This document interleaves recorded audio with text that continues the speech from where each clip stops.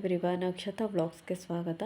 ಇದೇ first time ನನ್ನ YouTube ಚಾನಲ್ನಲ್ಲಿ ಲಾಂಗ್ ಲೆಂತಿ ವಿಡಿಯೋ ವ್ಲಾಗ್ನ ಸ್ಟಾರ್ಟ್ ಮಾಡಿದ್ದೀನಿ. ಇದೇ ನನ್ನ ಫಸ್ಟ್ನೇ ವ್ಲಾಗು. ಹಾಗಾಗಿ ನಿಮ್ಮೆಲ್ಲರ ಸಪೋರ್ಟ್ ನನಗಿರಲಿ ಅಂತ ಈ ಮುಖಾಂತರ ಕೇಳ್ಕೊಳ್ತೀನಿ. ಯಾರು ಹೊಸ್ದಾಗಿ ನನ್ನ ಯೂಟ್ಯೂಬ್ ಚಾನಲ್ ನೋಡ್ತಾ ಇದ್ದೀರಾ, ಪ್ಲೀಸ್ ಸಬ್ಸ್ಕ್ರೈಬ್ ಆಗಿ. ಇಷ್ಟ ಆದಲ್ಲಿ ನನ್ನ ವೀಡಿಯೋಸ್ಗಳು ಲೈಕ್ಸ್ ಮಾಡಿ. ನಾನು ಬೇರೆ ಯೂಟ್ಯೂಬ್ ಚಾನಲ್ ನೋಡ್ತಾ ಇರಬೇಕಾದ್ರೆ ಹೋಮ್ ಡೆಕೋರೇಟಿವ್ ಆಗಿರ್ಬೋದು, ಅಥವಾ ಗಾರ್ಡನಿಂಗ್ ಆಗಿರ್ಬೋದು, ಅಥವಾ ಕ್ಲೀನಿಂಗ್, ಈ ರೀತಿ ಹಲವಾರು ರೀತಿಯ ವಿಡಿಯೋಗಳನ್ನ ಲೇಡೀಸ್ ಅಥವಾ ಗೃಹಿಣಿಯರು ಮಾಡಿ ಹಾಕಿರ್ತಾರೆ. ನಾವು ಮಾಡಬೇಕು ಅಂದ್ಕೋತೀವಿ, ಆದರೆ ಆ ರೀತಿ ಮಾಡಬೇಕು ಅಂತಂದರೆ ತುಂಬ ತಾಳ್ಮೆ ಇರಬೇಕು. ಪೇಷನ್ಸ್ ಅನ್ನೋದು ಬಹಳನೇ ಮುಖ್ಯ. ಮತ್ತು ಅದ್ರ ಹಿಂದೆ ಎಷ್ಟು ಶ್ರಮ ಇದೆ ಅಂತ ನಾವು ಮಾಡಿದಾಗ್ಲೇ ಅದು ಗೊತ್ತಾಗೋದು. ನಾನು ಸುಮಾರು ಸಲ ಅಂದ್ಕೊಳ್ತಾ ಇದ್ದೆ ಈ ರೀತಿ ವ್ಲಾಗ್ನ ಮಾಡಬೇಕು ಅಂತ. ಬಟ್ ನಾವು ಡೈಲಿ ಕೆಲಸಕ್ಕೆ ಹೋಗೋದ್ರಿಂದ ಆಗಿರಲಿಲ್ಲ. ಜಸ್ಟ್ ಶಾರ್ಟ್ಸ್ಗಳು ಮಾತ್ರ ನನ್ನ ಯೂಟ್ಯೂಬ್ ಚಾನಲ್ನಲ್ಲಿ ಮಾಡ್ತಾಯಿದ್ದೆ. ನೋಡೋಣ, ಇನ್ನೇನು 2026ಕ್ಕೆ ಕಾಲಿಡ್ತಾ ಇದ್ದೀವಿ, ಒಂದು ಹೊಸ ಪ್ರಯತ್ನ ಮಾಡೋಣ ಅಂತಂದ್ಬಿಟ್ಟು ಮಾಡಿದ್ದೀನಿ. ಈ ವಿಡಿಯೋನ ಎಲ್ಲೂ ಸ್ಕಿಪ್ ಮಾಡದಂತೆ ನೋಡಿ. ಲೈಫ್ಗೆ ಯೂಸ್ಫುಲ್ ಆದಂತಹ ಮಾಹಿತಿನೂ ನನಗೆಷ್ಟು ಗೊತ್ತಿರುತ್ತೆ ಅಷ್ಟು ನಾನು ಹಂಚ್ಕೊಳ್ಳೋಕ್ಕೆ ಇಷ್ಟಪಡ್ತೀನಿ. ನಮ್ಮಲ್ಲಿ ಸಾಲು ಹಬ್ಬಗಳು ಬರ್ತಾ ಇರ್ತವೆ. ನಾನು ಯಾವುದೇ ಹಬ್ಬ ಆಗಲಿ ಒಂದು 15 ದಿನ ಮುಂಚಿತವಾಗಿ ಈ ರೀತಿ ಡೀಪ್ ಕ್ಲೀನಿಂಗ್ ಮಾಡ್ಕೊಳ್ಳೋಕ್ಕೆ ಶುರು ಮಾಡ್ತೀನಿ. ಮನೆ ಕ್ಲೀನಿಂಗಿಗೆ ಜಸ್ಟು 2 ಡೇಸ್ ಆದರೆ ಸಾಕು. ಬಟ್ ನಾನು 15 ದಿನ ಮುಂಚಿತವಾಗಿ ಯಾಕಪ್ಪ ತಗೊಳ್ತೀನಿ ಅಂತಂದರೆ, ಮಧ್ಯೆ ಒಂದು ಫಂಕ್ಷನ್ಗಳೇ ಬಿದ್ದುಬಿಡುತ್ತೆ, ಅಥವಾ ಯಾರಾದರೂ ಗೆಸ್ಟ್ ಬಂದಾಗ ಅವತ್ತು ಕೆಲಸನೇ ಮಾಡೋಕ್ಕಾಗಲ್ಲ, ಅಥವಾ ನಮ್ಮ ವೈಯಕ್ತಿಕ ಸ್ನಾನದ ಡೇಟು ಆ ರೀತಿ ಇತ್ತು ಅಂತಂದಾಗ ಕೆಲಸಗಳು ಆಗಲ್ಲ. ಹಾಗಾಗಿ 15 ದಿನ ಮುಂಚಿತವಾಗಿ ಮಾಡೋದ್ರಿಂದ ನಮಗೆ ಅಷ್ಟು ರಿಸ್ಕ್ ಅನಿಸಲ್ಲ, ಡೈಲಿ ಒಂದೊಂದು ಕ್ಲೀನಿಂಗ್ ಕೆಲಸ ಮಾಡ್ಕೊಳ್ಳೋದ್ರಿಂದ. ಹಾಗಾಗಿ ನಾನು ಫಸ್ಟು ನೀಟಾಗಿ ಧೂಳೆಲ್ಲ ಹೊಡೆದ್ಬಿಟ್ಟು ಫರ್ನಿಚರ್ಗಳ ಹಿಂದೆ ಎಲ್ಲ ನೀಟಾಗಿ ಕ್ಲೀನ್ ಮಾಡಿಕೊಂಡೆ. ಇಷ್ಟು ಗಲೀಜಿತ್ತು.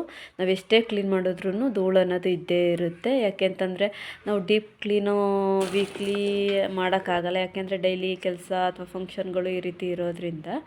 ಹಾಗಾಗಿ ನೆಕ್ಸ್ಟು ಒಂದು ಸ್ವಲ್ಪ ನಮ್ಮ ಮನೆ ಪಕ್ಕ ಖಾಲಿ ಸೈಟ್ ಇದೆ, ಅದರಲ್ಲಿ ಹಸು ಕಟ್ಟಾಕೊಳ್ತೀವಿ, ಆಡುಗಳು ಸಾಕಿದ್ದೀವಿ, ಮತ್ತು ಗಾರ್ಡನಿಂಗ್ ಮಾಡ್ಕೊಂಡಿದ್ದೀವಿ. ಸೊ ನಾವು ಅಲ್ಲೆಲ್ಲ ಟೈಮ್ ಸ್ಪೆಂಡ್ ಮಾಡೋದ್ರಿಂದ ನೀಟಾಗಿರಲಿ ಅಂದ್ಬಿಟ್ಟು ನಾನು ಬೋರಿನ ನೀರೈತೆ, ಹಾಗಾಗಿ ಅದರಲ್ಲೇ ಡೈಲಿ ತೊಳೆದ್ಬಿಡ್ತೀನಿ.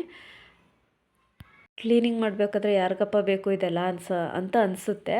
ಬಟ್ ಎಲ್ಲ ಆದಮೇಲೆ ಏನೋ ಒಂಥರ ಖುಷಿ, ಹ್ಯಾಪಿನೆಸ್ ಇರುತ್ತೆ. ಎಲ್ಲ ನೀಟಾಗಿ ಐತಲ್ಲ ಅನ್ನೋದೊಂದು ಫೀಲ್ ಆಗುತ್ತೆ. ಸೊ ಹಾಗಾಗಿ ನೆಕ್ಸ್ಟು ಸೋಫಾ ಫರ್ನಿಚರ್ ಅವೆಲ್ಲನೂ ಒಂದು ಸ್ವಲ್ಪ ಪೆನೈಲು ಇವೆಲ್ಲನ ಹಾಕಿ ಒರೆಸೋದ್ರಿಂದ, ಇಯರ್ಲಿ 2 or 3 ಟೈಮ್ಸ್ ಈ ರೀತಿ ಒರೆಸೋದ್ರಿಂದ ಯಾವುದೇ ರೀತಿ ಜೇಡ ಕಟ್ಟೋದು ಆ ರೀತಿ ಇರೋದಿಲ್ಲ, ನೀಟಾಗಿರುತ್ತೆ. ನೆಕ್ಸ್ಟ್ ಈ ರೀತಿ ಎಲ್ಲ ಒರೆಸಾದ್ಮೇಲೆ ಸ್ವಲ್ಪ ಆರೋದ್ಮೇಲೆ ಕುಷನ್ ಎಲ್ಲ ಒಣಗಿದ್ದು ತಂದು ಈ ರೀತಿ ಮಾಮೂಲಿ ಹಾಕಾದ್ಮೇಲೆ ಬೇರೆ ಕ್ಲಾತ್ ಹಾಕ್ತೆ.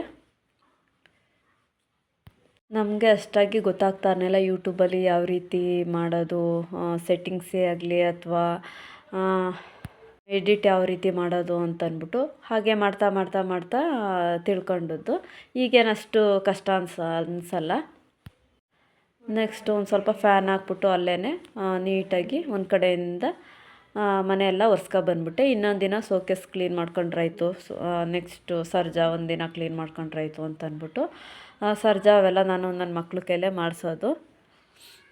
ಅವರೆಲ್ಲ ಸ್ಕೂಲ್ಗೆ ಹೋಗಿದ್ರು, ನಮ್ಮ ಮನೆಯವರೆಲ್ಲ ಡ್ಯೂಟಿಗೆ ಹೋಗಿದ್ರು ಅಲ್ವಾ. ಹಾಗಾಗಿ ಇವತ್ತಂತೂ ಹೆವಿ ಕೆಲಸ ಆಯಿತು. ಪಾತ್ರೆಗಳೆಲ್ಲ ನಾನು ಸ್ವಲ್ಪ ಇತ್ತು ಅಂದರೆ ಸಿಂಕಲ್ಲಿ ತೊಳ್ಕೊತೀನಿ, ಇಲ್ಲ ಅಂತಂದರೆ ಪಕ್ಕದ ಸೈಟಲ್ಲಿ ನಲ್ಲಿ ಐತೆ, ಅಲ್ಲಿ ಒಂದು ಸಲ ಈ ರೀತಿ ಹಾಕ್ಕೊಂಡು ಎಲ್ಲನೂ ಬೆಳಗ್ಬಿಡ್ತೀನಿ. ನಮಗೆ ಇನ್ಕಮ್ ಬರಬೇಕು ಅಂತಂದರೆ ನಾವು ಆಲ್ಮೋಸ್ಟ್ ಒಂದು ಸ್ವಲ್ಪ ಮೂಢನಂಬಿಕೆಗಳಿಂದ ಹೊರಗಡೆ ಬರಬೇಕು. ನಮ್ಮ ಪ್ರಯತ್ನನ ನಾವು ಮಾಡ್ತಾ ಇರಬೇಕು. ಒಳ್ಳೆ ರೀತಿಯಲ್ಲಿ ನಮ್ಮ ಕೆಲಸಗಳನ್ನ ಮಾಡ್ಕೊಂಡು ಹೋಗ್ತಾ ಇರೋದ್ರಿಂದ ನಮ್ಮ ಆರೋಗ್ಯನೂ ಚೆನ್ನಾಗಿರುತ್ತೆ, ಮತ್ತು ಇನ್ಕಮ್ಮು ಬರುತ್ತೆ ಅನ್ನೋದು ನನ್ನ ಒಂದು ಥಾಟು. ಪಾತ್ರೆ ಎಲ್ಲ ಬೆಳಗಾದ್ಮೇಲೆ ಅದೆಲ್ಲ ಕ್ಲೀನ್ ಮಾಡಿಬಿಟ್ಟು ರಂಗೋಲಿ ಹಾಕ್ಬಿಟ್ಟು, ತುಂಬ ಟಯರ್ಡ್ ಆಗಿತ್ತು, ಸ್ನಾನ ಮಾಡ್ಕೊಂಡು ಬಂದೆ. ಮನೆಯೆಲ್ಲ ನೀಟಾಗಿ ಕಾಣಿಸ್ತಾ ಇತ್ತು. ಸೊ ಹಾಗೆ ಪೂಜೆ ಮಾಡಿಬಿಡೋಣ ಅಂತಂದ್ಬಿಟ್ಟು, ಸಂಡೇ ಆಗಿತ್ತು ಅಲ್ವಾ, ಹಾಗಾಗಿ ಎಲ್ಲ ದೇವ್ರ ಮನೆಯೆಲ್ಲ ಲೈಟಾಗಿ ಕ್ಲೀನ್ ಮಾಡಿಕೊಂಡು ದೀಪ ಹಚ್ಚಿದೆ. ಧೂಳಿನ ಕೆಲಸ ಆದಮೇಲೆ ಒಂದು ಆಲ್ಮೋಸ್ಟ್ ಅರ್ಧ ಕೆಲಸ ಆದಂಗೆ. ನನಗೆ ಈ ರೀತಿ ಎಲ್ಲ ಕೆಲಸ ಆದಮೇಲೆ ದೀಪ ಹಚ್ಚಿದ್ರೆ ಏನೋ ಒಂಥರ ನೆಮ್ಮದಿ ಅಂತ ಅನಿಸುತ್ತೆ. ನಾವು ಆಲ್ಮೋಸ್ಟು ಡೈಲಿ ಡೀಪ್ ಕ್ಲೀನಿಂಗ್ ಬಿಟ್ಟು ಮಾಮೂಲಿ ಮನೆ ಕಸ ಗುಡಿಸೋದು ಒರೆಸೋದು ಡೈಲಿ ಮಾಡ್ತೀವಿ. ಹಾಗಾಗಿ ಇನ್ನೇನು ಸೋಲಾರಲ್ಲಿ ನೀರು ಬರುತ್ತಲ್ಲ ಅಂದ್ಬಿಟ್ಟು ಸ್ನಾನ ಮಾಡಿಕೊಂಡು ಡೈಲಿ ದೀಪ ಹಚ್ಚುತ್ತೀನಿ. ಇಂಥ ವಾರ ಅನ್ನೋದೇನಿಲ್ಲ, ಭಾನುವಾರ ಸ್ಪೆಷಲ್ಲಾಗಿ ಗುರುವಾರ ಅಂದರೆ ನನಗೆ ತುಂಬ ಇಷ್ಟ. ನೆಕ್ಸ್ಟು ಕಾಫಿ ಮಾಡಿಕೊಂಡು ಗಾರ್ಡನ್ ಹತ್ರ ಕಾಫಿ ಕುಡಿತಾ ಕೂತ್ಕೊಂಡೆ. ನಾವು ಒಂದು ಸ್ವಲ್ಪ ಶೃಂಗೇರಿ ಹೊರನಾಡು ಹೀಗೆ ಒಂದು ಸ್ವಲ್ಪ ಟ್ರಿಪ್ ಹೋಗಿದ್ದೋ, ಹಾಗಾಗಿ ಒಂದು ಸ್ವಲ್ಪ ಮೂಗು ಕಟ್ಕೊಂಡಂಗೆ ಆಗ್ಬಿಟ್ಟಿದೆ. ಹಾಗಾಗಿ ವಾಯ್ಸು ಸ್ವಲ್ಪ ಮೂಗಲ್ಲೇ ಮಾತಾಡ್ದಂಗೆ ಅನ್ನಿಸ್ತಾ ಇದೆ. ಮನೇಲಿ ಹೆಣ್ಮಕ್ಳು ಎಷ್ಟು ಆ್ಯಕ್ಟಿವ್ ಆಗಿರ್ತಾರೆ ಅಷ್ಟು ಮನೆ ಚೆನ್ನಾಗಿರುತ್ತೆ. ಆರ್ಥಿಕವಾಗೂ ಅಷ್ಟೇ, ಆರೋಗ್ಯವಾಗಿಯೂ ತುಂಬ ಚೆನ್ನಾಗಿರುತ್ತೆ ಅನ್ನೋದೊಂದು ನನ್ನ ಒಂದು ಅನುಭವ. ಒಂದು ಒಳ್ಳೆ ದಾರಿ ಕೆಟ್ಟ ದಾರಿ ಅಂತ ಇರುತ್ತೆ. ನಾವು ಒಳ್ಳೆ ದಾರಿ ಆರಿಸ್ಕೊಂಡ್ರೆ ಅದರಲ್ಲಿ ಒಂದು ವ್ಯಕ್ತಿನ ಆಯ್ಕೆ ಮಾಡ್ಕೋಬೇಕು. ಅವ್ರನ್ನ ಫಾಲೋ ಮಾಡ್ತಾ ಹೋದರೆ ನಮಗೆ ಲೈಫು ಚೆನ್ನಾಗಿರುತ್ತೆ ಅಂತ ನಾನು ಅಂದ್ಕೊಂಡಿದ್ದೀನಿ. ನಮ್ಮ ತಂದೆಯವರ ತಾಯಿ ಇದ್ದರು. ಅವರು 3 ಗಂಟೆಗೆ ಎದ್ದು ಕೆಲಸ ಮಾಡ್ತಾಯಿದ್ರು. ನಮ್ಮ ಮನೇಲಿ ಒಟ್ಟು 6 ಜನ ಹೆಣ್ಮಕ್ಳು, 2 ಗಂಡು ಮಕ್ಕಳಿದ್ದಾರೆ. ಅಷ್ಟು ಜನದಲ್ಲಿ ನನ್ನನ್ನು ಆ ರೀತಿ ಹೇಳ್ತಾರೆ, ನೀನು ನಿಮ್ಮ ಅಜ್ಜಿ ಥರ ಯಾವಾಗಲೂ ಕೆಲಸ ಮಾಡ್ತಾ ಇರ್ತೀಯ ಅಂತ ಅಂದ್ಬಿಟ್ಟು. ನನಗೆ ಒಂಥರ ಏನೋ ಖುಷಿ, ಅಷ್ಟು ಕೆಲಸ ಮಾಡ್ತೀನೋ ನಾನು ಅನ್ನೋದು ಖುಷಿ ನನಗೆ. ಯೂಟ್ಯೂಬಲ್ಲಿ ಲಕ್ಷಾಂತರ ಜನ ವೀಡಿಯೋಗಳನ್ನ ಮಾಡಿ ಹಾಕ್ತಾಯಿರ್ತಾರೆ. ನಮಗೆ ಯಾವುದು ಯೂಸ್ ಆಗುತ್ತೆ ಅಂತಹ ವೀಡಿಯೋಗಳನ್ನ ಫಾಲೋ ಮಾಡಿಕೊಂಡು ನಮ್ಮ ಲೈಫ್ ಸ್ಟೈಲ್ಗೆ ಅಳವಡಿಸ್ಕೊಳ್ಳೋದ್ರಿಂದ ಲೈಫು ಸ್ವಲ್ಪ ಚೆನ್ನಾಗಿರ್ತದೆ ಅಂತ ಅಂದ್ಕೋಬೋದು. ಸೊ ಫೈನಲಿ ಡೀಪ್ ಕ್ಲೀನಿಂಗ್ ಎಲ್ಲ ಮುಗೀತು. ಈ ವಿಡಿಯೋ ಇಷ್ಟ ಆದಲ್ಲಿ ಪ್ಲೀಸ್ ಲೈಕ್ ಮಾಡಿ, ಸಬ್ಸ್ಕ್ರೈಬ್ ಆಗಿ. ಮುಂದೆ ಇನ್ನೂ ಉತ್ತಮವಾಗಿ ಮಾಡೋಕ್ಕೆ ಪ್ರಯತ್ನ ಪಡ್ತೀನಿ. ಸೊ ಪೂಜೆ ಎಲ್ಲ ಆದಮೇಲೆ ನಾನು ಮತ್ತು ನಮ್ಮ ಮನೆಯವರು ಹೊರಗಡೆ ಹೋಗಿದ್ದು. Thank you for watching my video. Please like and subscribe.